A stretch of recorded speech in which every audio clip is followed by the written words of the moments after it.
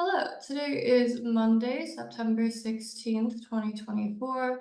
My name is Hannah San, and I'm here today with Weijia Pan on behalf of the Houston Asian American Archive at Rice University.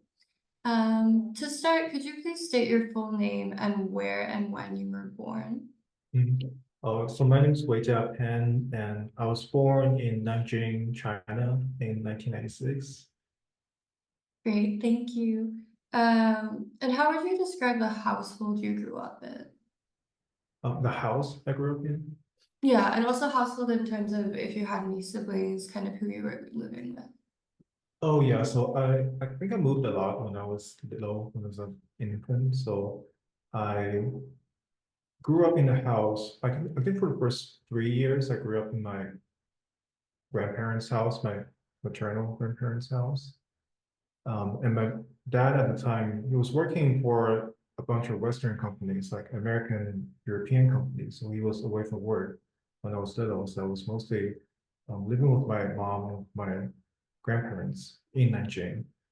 And then from 3 to 7-ish, um, I'm still in Nanjing, but I went to kindergarten. So that was my experience with Nanjing. So like at the tiny apartment that was built for so my grandparents were they worked for a state-owned factory, and like their neighborhood were populated by people who work at the same factory. So there was like a factory built apartment there. So like all their neighbors were like colleagues for a long time. So that was the environment I grew up in. And then at age of 7, my dad found a job. When I was 7, my dad found a job in Shanghai. So we moved the whole family to Shanghai. So I started primary school in Shanghai, and it was a totally different experience. Like Shanghai and Nanjing um, have two dialects, mutually unintelligible. So like for the first 3 months in Shanghai, I couldn't understand what the teacher was saying. I mean, like for the formal instruction, the teacher was required to speak Mandarin, but like after instruction is over, when they're like gossiping with each other, when teachers were talking to students, when students talk to each other, they're using Shanghainese, and I couldn't understand for 3 months. So that was my initial cultural shock when I moved. Um, yeah, I guess that's my first experiences with this world. That's really great. Thank you for sharing. I'm curious, did you like have to pick up Shanghainese entirely when you moved there? I didn't pick up Shanghainese, but I learned how to understand it. I see, I see. Um, what were some of the values that you would say your parents and maybe your grandparents emphasized while you were growing up? Um, hmm. I think my parents were trying to uh, help me fit in um, my community, whether it's school, whether it's a different cultural environment in Shanghai. Um, because I was a very introverted kid. I'm still pretty introverted, but moving to a new environment when you were little can be a very defining experience for you. And initially, that wasn't that difficult.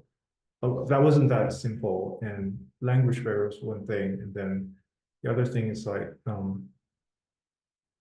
mm, uh, how to navigate primary school and um, excelling in class. I think these were like main emphasis of my parents, like trying to fit in and study hard, work hard. Yeah. Yeah, it's really nice to hear about like how those social experiences were kind of emphasized in your Mm. life as well. Do you have any favorite childhood memories kind of around that, like whether neighborhood or school friends? Mm.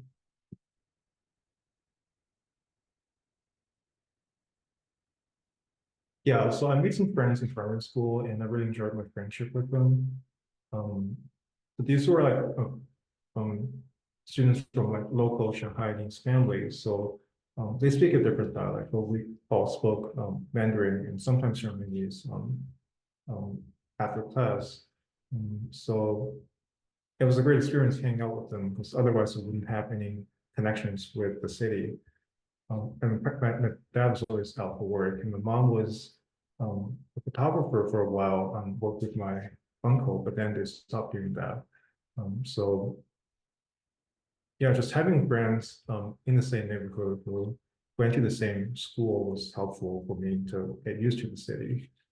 Um, Apart from that, I think a lot of kids were playing like uh, video games, and my parents like didn't want me to play too much video games, so they didn't buy me like a PlayStation, and that was kind of sad for me at the time. I feel like that's very, very relatable. That hits Yeah. home for sure. Yeah, I think while we're still kind of talking about your early life, I'd be curious to hear more about your early educational experiences. So if you'd like to share like what schools you attended, and then also if there were any particular teachers or like academic experiences during that time that impacted you. Mm. So I went to primary school and middle school in Shanghai. So these were schools in the domestic education system, and then for high school, I went to an international high school, and which was kind of like an offshore Canadian campus. It was run by Canadian teachers, but it's an international school in Shanghai. So these were completely different experiences. And for the domestic schools, it's a very test-based, um, exam-based education system. So everyone was studying for exams. And being someone not from Shanghai, I didn't have Shanghainese call, like the household registration, which was required for you to take that exam, to take high school entrance exam and college entrance exam in Shanghai. So, um, so hukou is basically like internal green card. And if you don't have that green card, you can't really access educational resources in the city. So for me, if I chose to stay in Shanghai, it would be impossible for me to get into high school through that exam. So in alternative for me was to go back to Nanjing, where I was from, and to take exam there, which is impossible because Shanghai and Nanjing also had different education systems, so the curriculum is different. So my parents decided to send me to international school and potentially go abroad, so I don't have to go through all of this. Um, Teachers, I think, even in like primary school and middle school, there were occasionally interesting teachers. I was a very good student in primary school, less so in middle school, but there were teachers who understood me, who were willing to like accommodate me because um, I was a good student, but also I liked to fight with others. Like sometimes I was a bully, I think. Um, so I was fighting others, and not a good thing for them, but wordly speaking, like teachers would just let it go because you're a good student. So,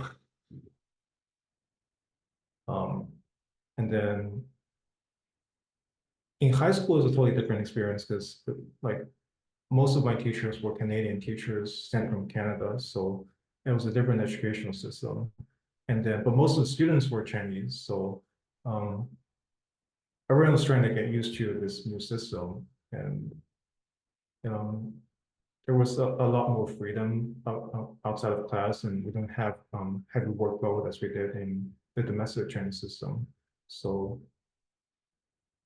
yeah, there was for me it was a much better experience because if you went through like domestic high school in China, it would be generally speaking a nightmare for students because you have to study for like 12 hours a day. And I was kind of glad that I didn't have to go through that. Right, right. Do you think seeing how different those school systems were for you at all influenced like your own decisions to go into academia and also teach? Um, I think for me, like the advantage of going to an international high school is that because I really suck at STEM subjects, and for domestic curriculum, STEMs were extremely difficult. And if I had stayed in Shanghai, I wouldn't be able to get a good score, which wouldn't have which wouldn't have gotten me to university. But going to this Canadian high school, like the STEM subjects were much easier than I expected. So, and also like being a humanities student, don't have to take as many STEM courses as, um, which is different in the domestic case because everyone's basically taking the same courses. And so you have to be good at every course to be able to get a good overall score. But I don't think it really affected my interest in the academia. And but I was interested in literature in writing literature when I was in high school. So I was mostly writing Chinese short stories and poetry, but I didn't really know that the academia could be an option because while China has some creative writing programs, there weren't a lot of openings for creative writers to go into academia, unless you're like super famous. And they will just hire as a full professor, but there wasn't like a tenure track system in China that supports junior creative writers there. Would you say that like it was during high school that you first like became interested in writing or writing became a part of your life, or had it started earlier?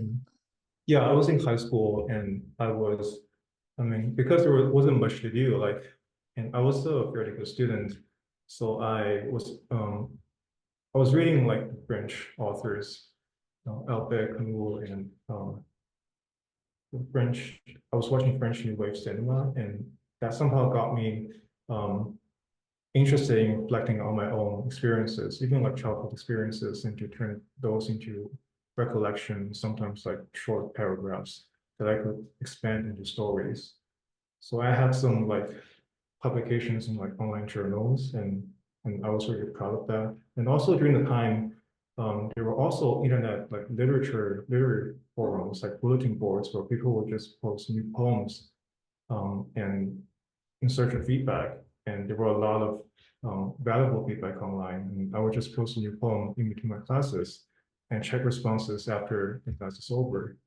And just like talking to people who you know you're not going to met, but read your read a lot of your work and were very interested in offering feedback, expecting you, of course, to give them similar amounts of feedback.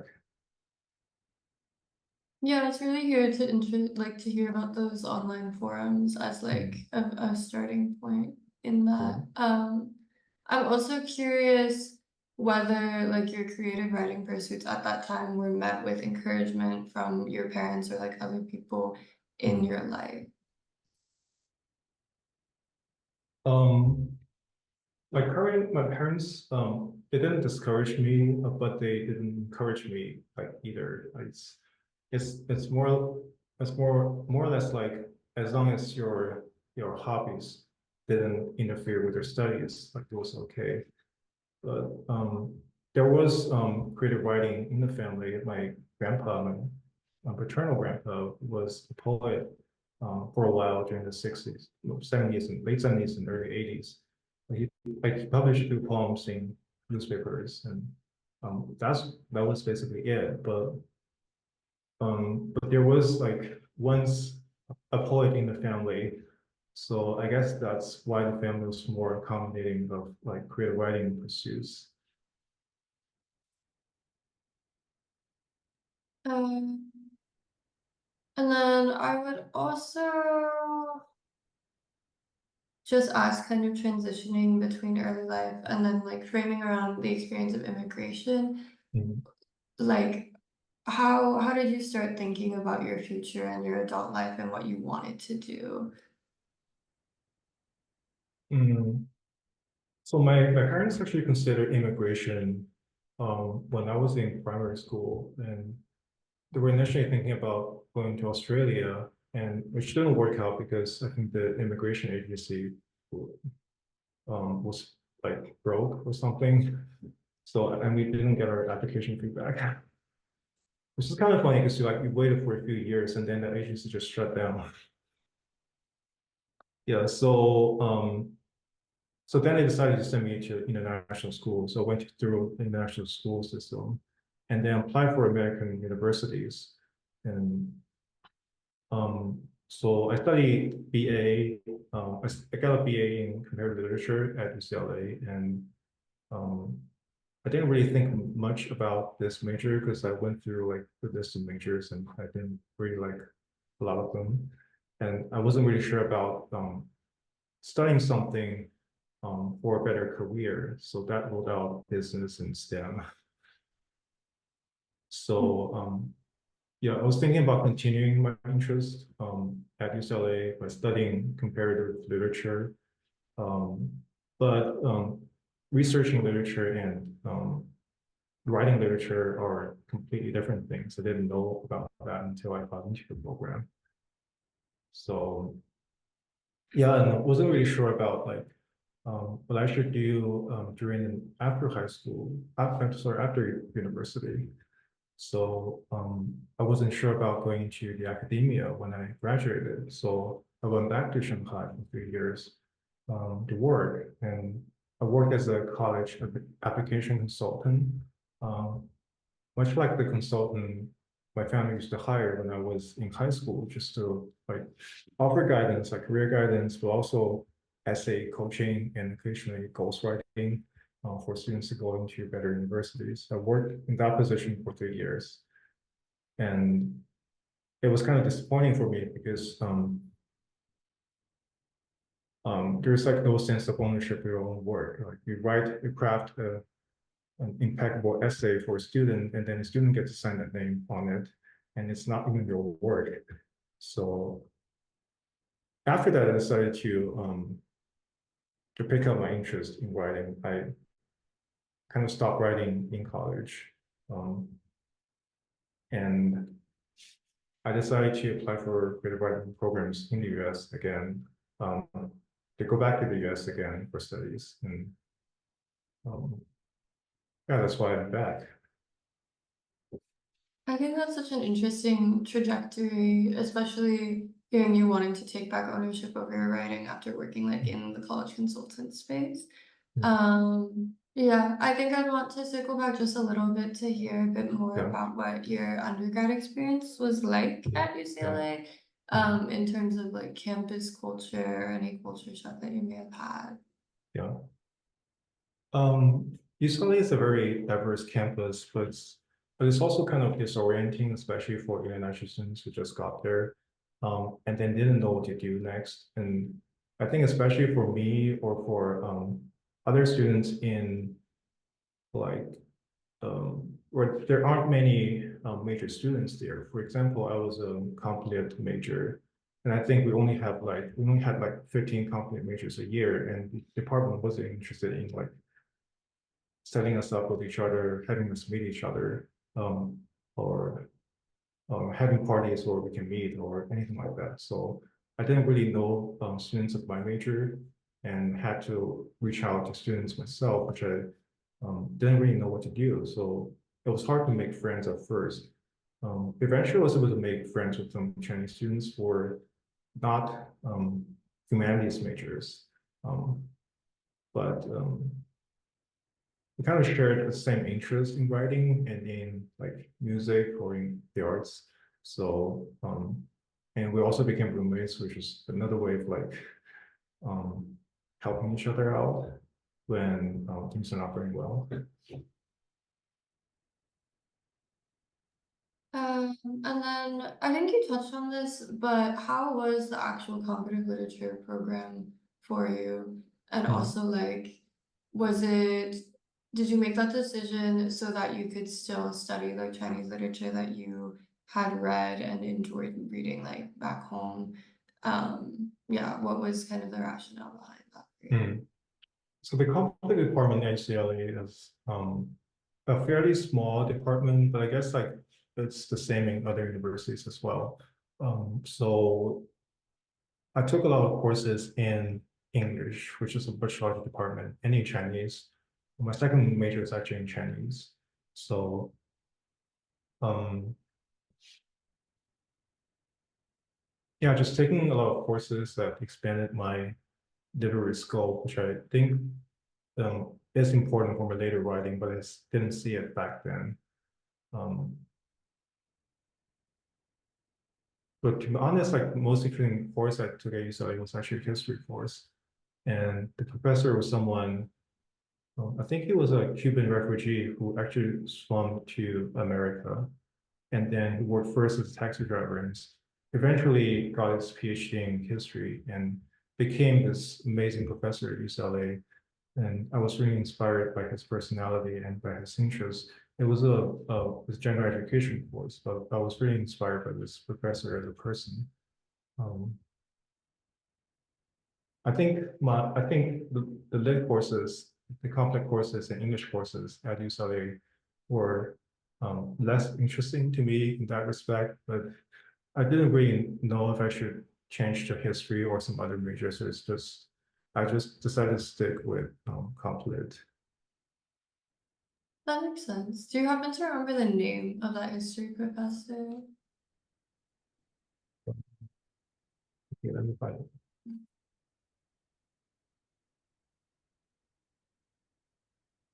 His name is Fellow TOFILO and RUIZ. Wonderful.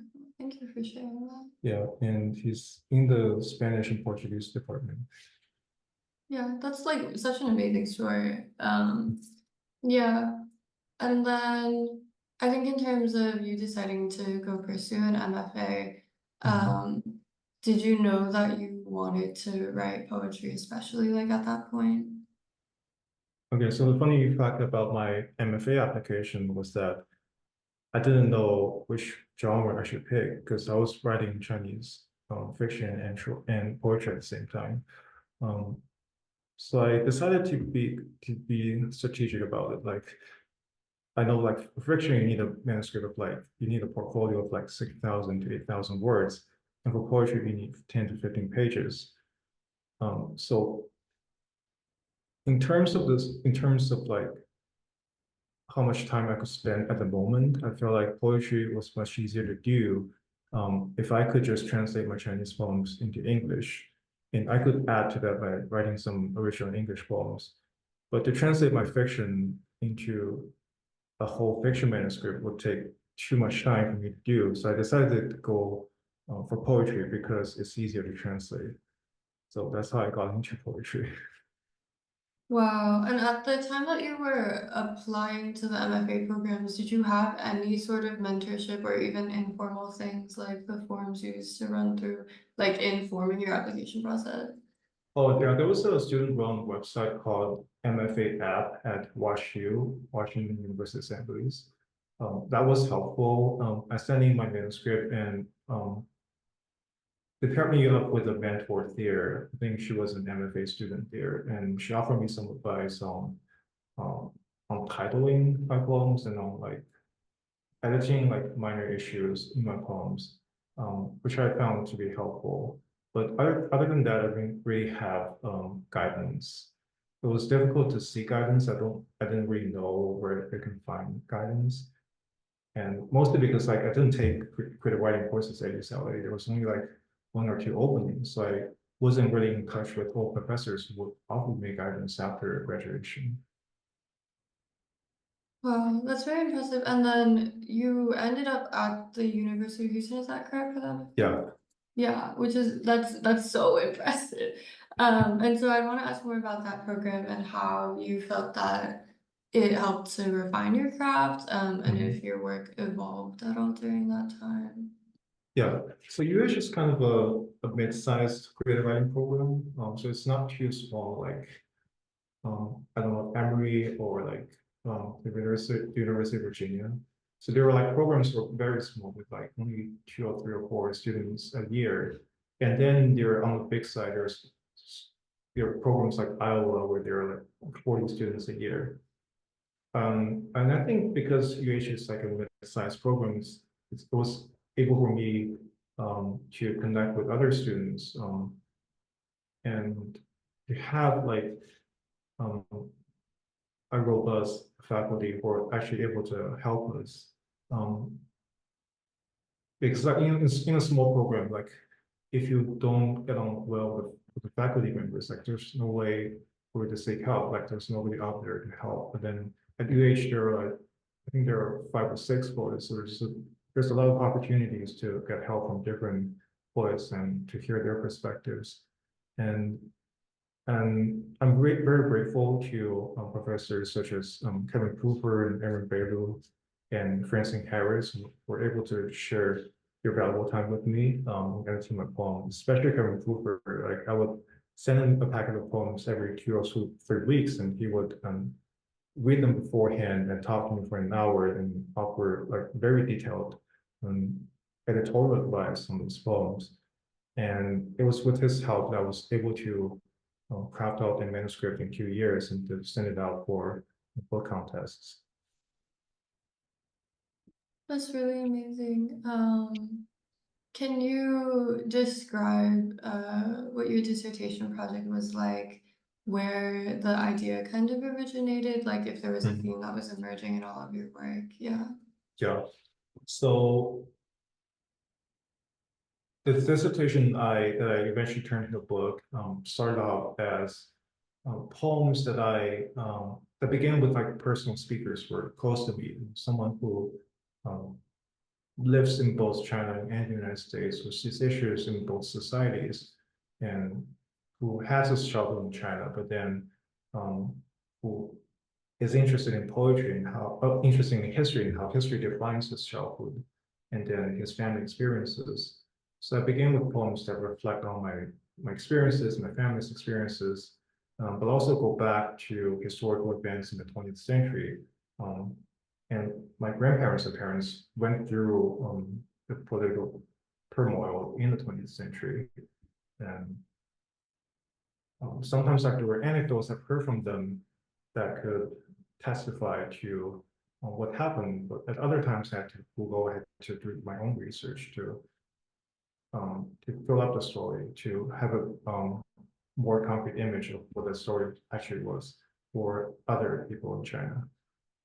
So I started with poems with personal speakers like those. Eventually, I expanded to include other speakers to discuss issues such as isolation and displacement and racism on a more global level.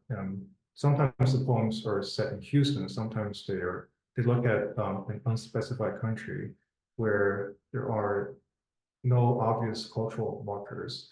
And I really wanted my readers to feel like these are stories that could have happened anywhere. And I wanted them to have like a kind of historical and global cultural awareness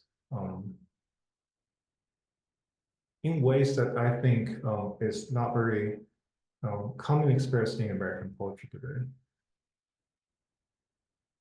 And when you specify that it's not that common in American poetry, Hmm. do you think that tradition exists, like in Chinese poetry or elsewhere? I think Chinese poetry tend to be more historical, like there's more historical awareness in terms of like how the personal speaker, the eye connects with the past. Like there's always historical references that can be used to allude to contemporary events, or there are historical references that could be brought in to make a poem more complex. I think American poetry is, by comparison, more interested in formal innovation and in discussing the complexities of the poet's identity, whereas Chinese poetry is more interested in historical excavations and bringing in establishing this conversation between the historical and the personal. Yeah, absolutely. I think it's such a powerful approach to hear about, and I think like in reading about the collection Motherlands that's come out of it, the kind of concept of a poet's duty is so interesting and so moving. Um, do you think that's, I just want to ask, like, how was the process of adapting that dissertation into the collection that it is now? Like, has it changed very much? Yeah. Yeah, so um, I didn't really have a sense of what the collection is going to be when I wrote the poems. So I wrote about like 30-ish poems, and then by the end of my second year and start of my third year, I actually what that like halfway through my second year, I realized that I have 40-ish pages that I could turn into a collection. But then like the thing is to find a title for the collection and then to figure out the right way of ordering the poems. so that the speaker, so that the reader can read the poem as if they're going through a journey. And I wasn't really sure if like it was a natural, if a natural journey can be imagined reading a poem. So I had to like move around the poems a few times to see if they if a certain pattern emerges.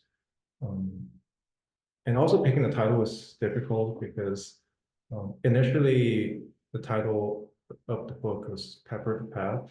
So it was borrowed from the titles of from the title of one of the poems, Peppered Path, which refers to the practice of sprinkling pepper on a newly paved road for safe travels in third century China, and was directly borrowed from a prose poem from the third century.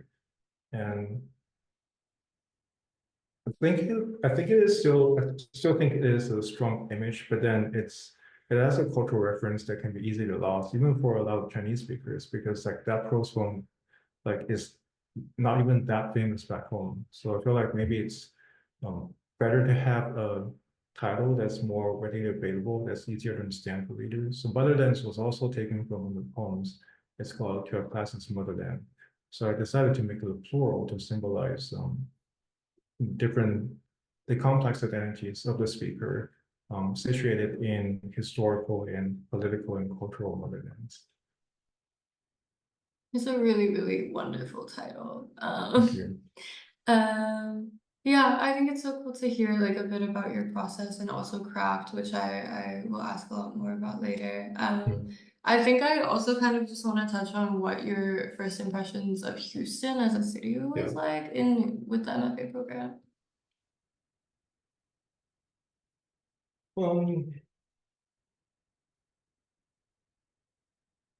I still don't really like Houston, to be honest. It's too hot, it's too humid.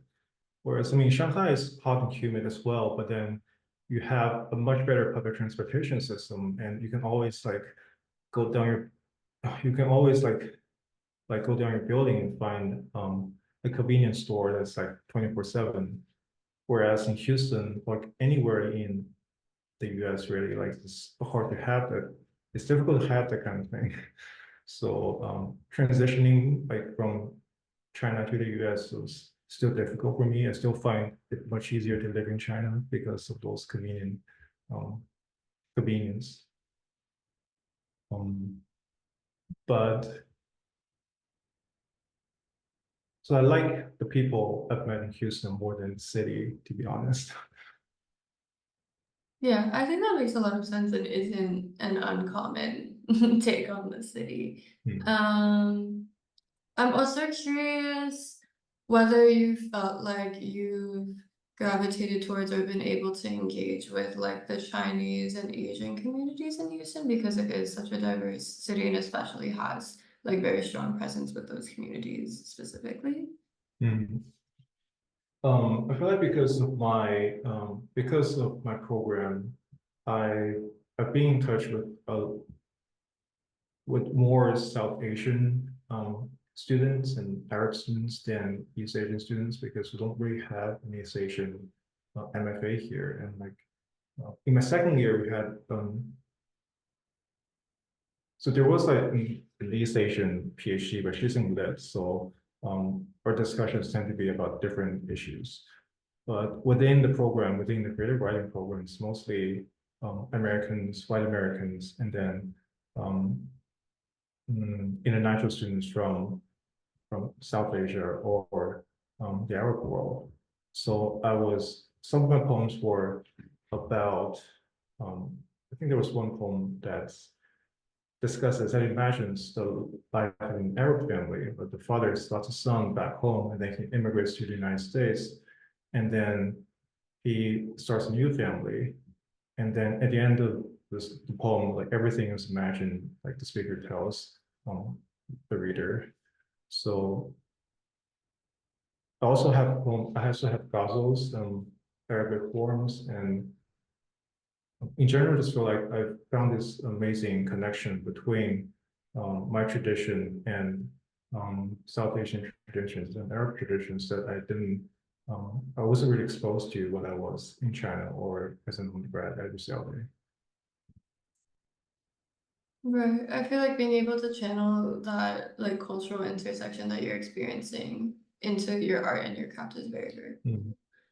Yeah, and it's funny because like so like whenever I talk to like my Arab friends or South Asian friends about politics, I feel like about each other really.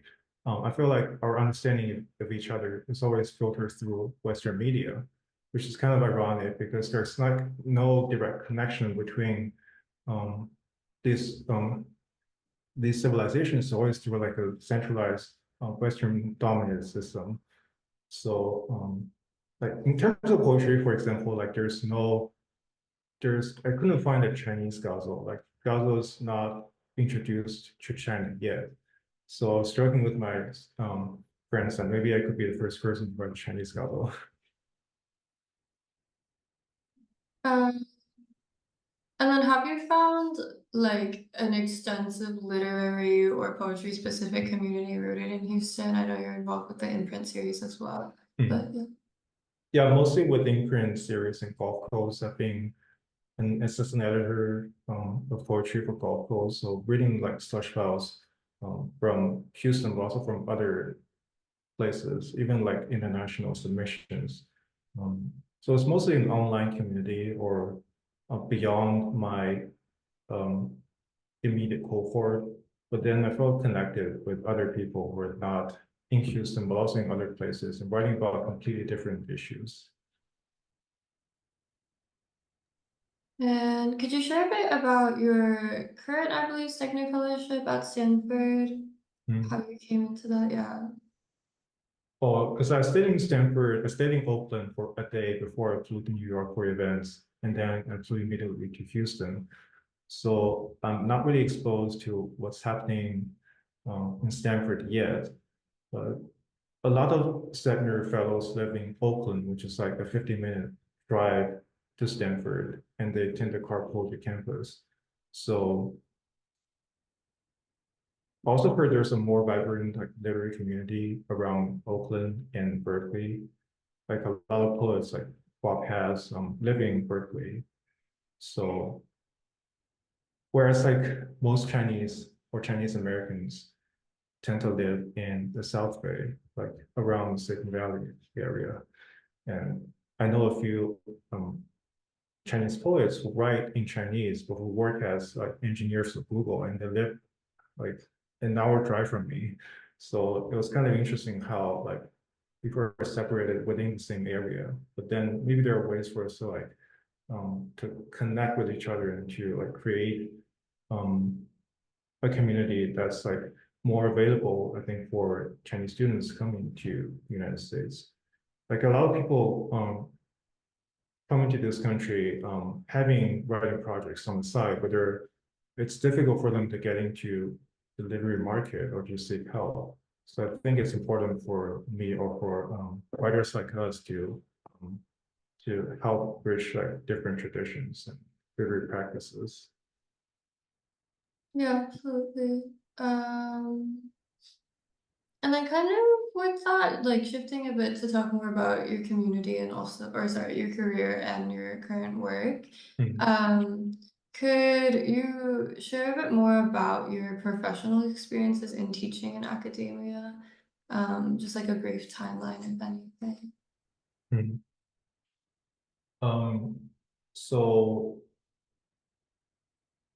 as part of our responsibilities as MFAs, we have to teach two classes per semester, and these are either 1301, like first year writing courses, or introduction to poetry courses. So UH is a majority minority campus, and most students are from minority backgrounds. So apart from that, there are a lot of international students from different countries, and there are also students who've been working several part-time jobs on the side. So it's a very diverse crowd, and it's important for me to realize that a lot of students don't have the resources to um, or the knowledge to um, navigate college classrooms. So for me, on my part, it's important to make sure that everyone gets something out of the class. Um, and then for most students, that means to read their work faster and to offer sufficient feedback. And for others who are experiencing difficulties, such as international students, it's important to sometimes give them like grammatical advice or guiding them to like the language centers, but also helping them to realize the strength of writing. Like it's not important. It's not that important. I mean, grammar is important, but it's not that important. The most important thing is to formulate your ideas, to make sure that your ideas are coherent on the page. And to do that, of course, I try to be very open about my office hours, and students can meet me online or at the office. And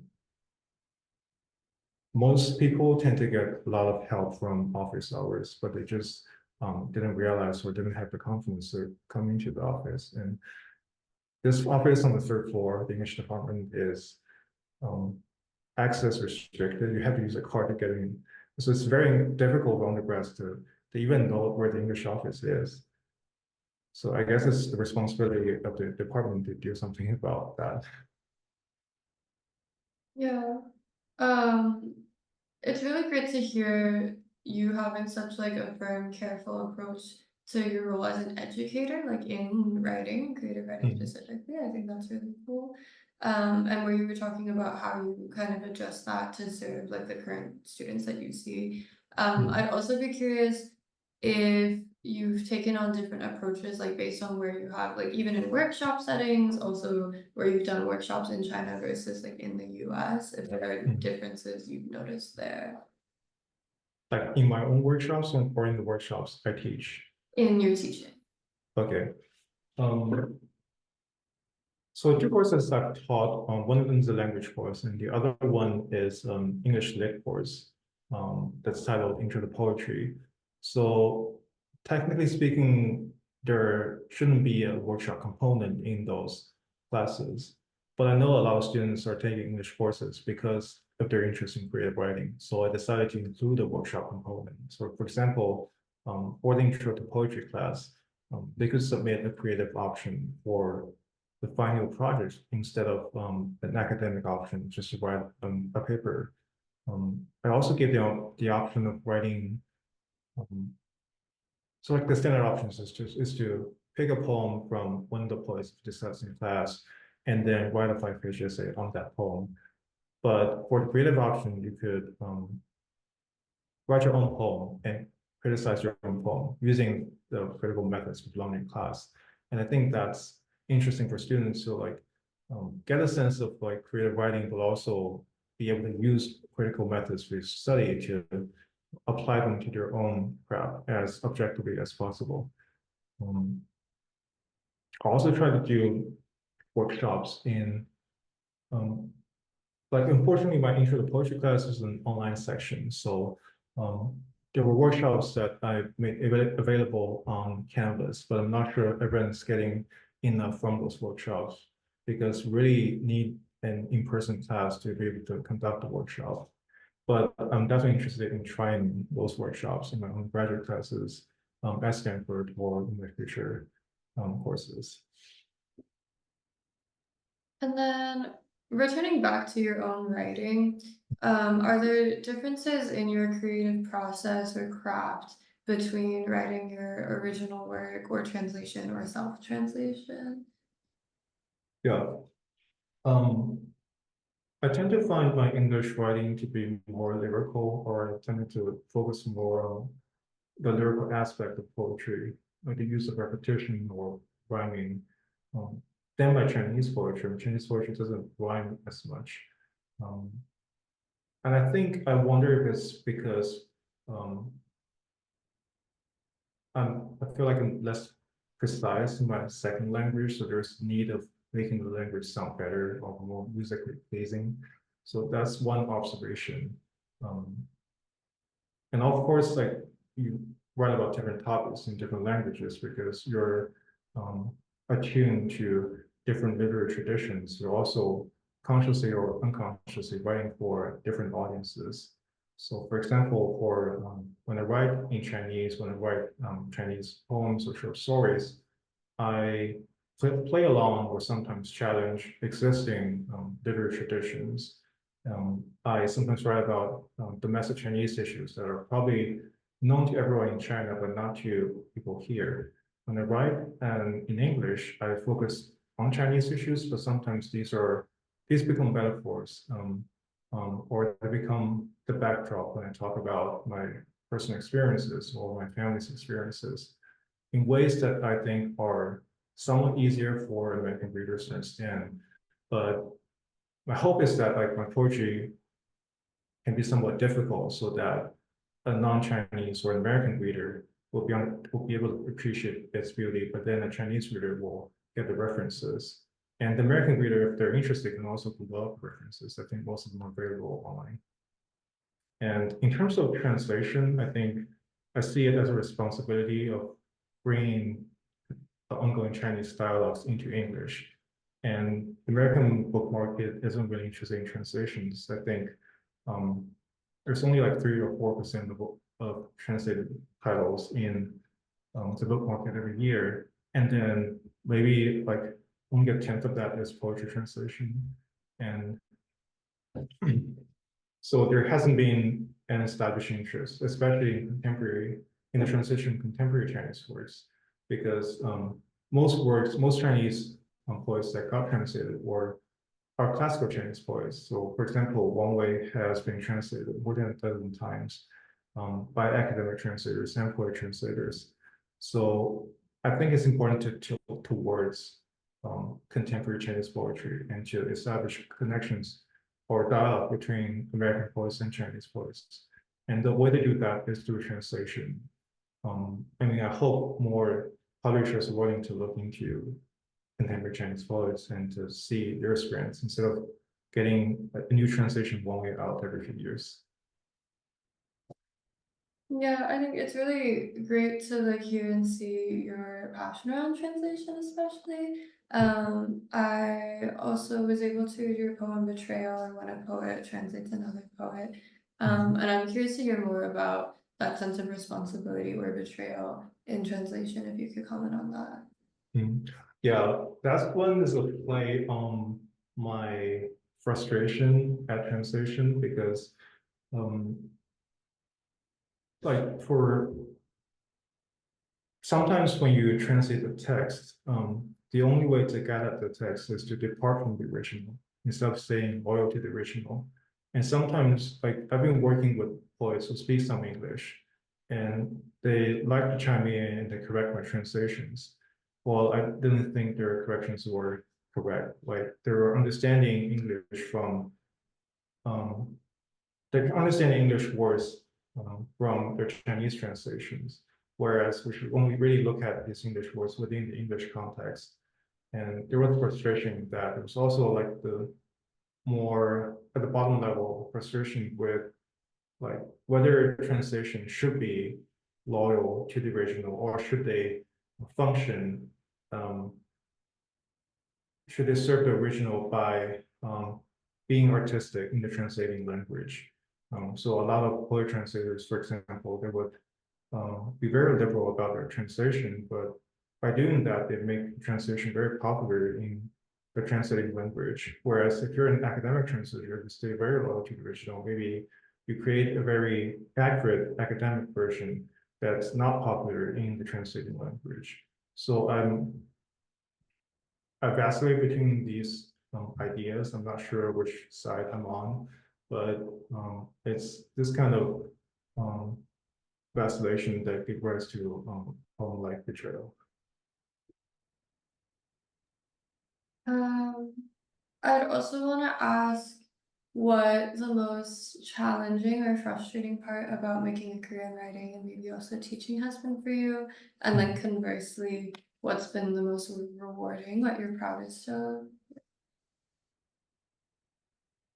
I think the most difficult part, which is also somewhat true with English lit professors, is balancing doing scholarship and teaching service, because teaching and writing are two modes of practices. Like to be able to write, you need ample amount of time, we need to, I think for me, you need to stay alone, like I need to be alone and do nothing and think about the work for a while. And as the professor, however, you need to prepare for classes, you need to sit on departmental meetings, and these can take an infinite amount of time. So well, you have to fulfill those responsibilities, otherwise you won't get tenure. So um, the most important thing is to balance between research and teaching and service. So that's difficult. And to some extent, like I felt that as a grad student, and I think I've heard my PhD students voicing similar opinions as well. But then on the professorial level, like things got much more complicated, and we need much better time management skills to juggle these responsibilities. With the rewarding aspect, I think it's very rewarding to see students actually appreciating your teaching or going to you for help. And then it's rewarding to see, for example, English majors or creative writing minors coming to you asking for creative writing advice, and then you set them up with other professors who might be able to help them better. So it's rewarding to see like there's still a very tiny community out there, like future generations of students trying to write and still finding art advice is valuable, because I feel like sometimes the academia is offering different kinds of creative writing advice to students than what they actually wanted to receive. Like many students writing fan fiction or like very long novels, whereas we're teaching them how to write short stories and like academic poetry that don't really read. So I'm so glad that they trust us for like art advice, but I also think maybe there are ways for us to um, renovate our curriculum that better respond to student needs. That's really wonderful. And then also being mindful of your time. I have just a few more questions. What advice would you offer to a young person pursuing a career in writing?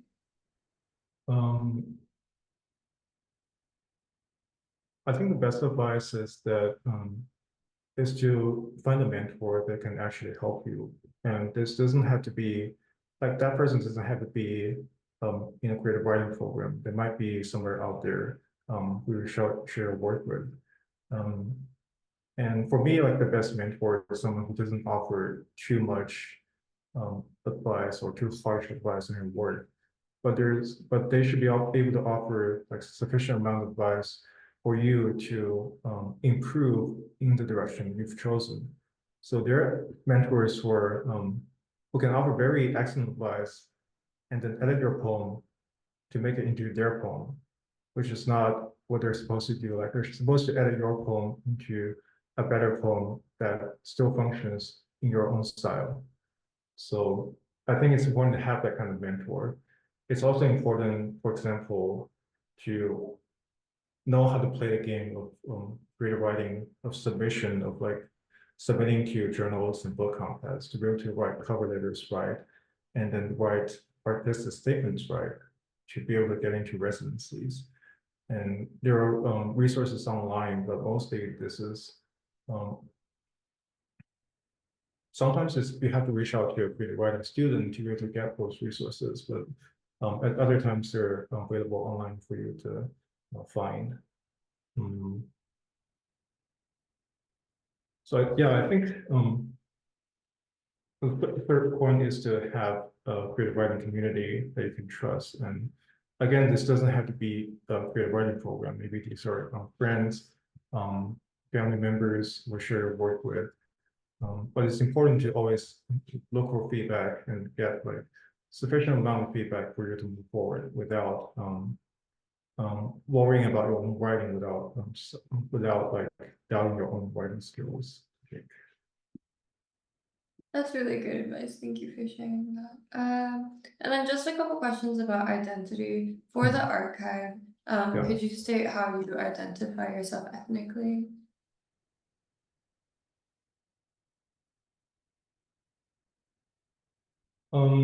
It's very hard to identify my identities, I think I'm a Chinese, but I'm also Asian American by my experiences because I've lived here for like 8 years.